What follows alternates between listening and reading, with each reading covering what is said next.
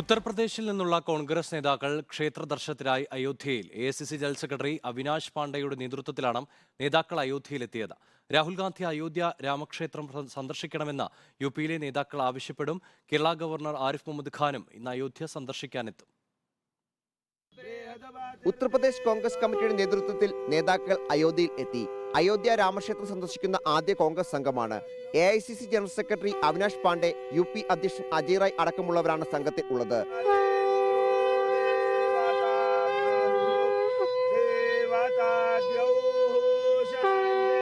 പ്രതിഷ്ഠാ ചടങ്ങിനെ മോദി പരിപാടിയാക്കി മാറ്റി എന്ന് അജയ് റായ് വിമർശിച്ചു.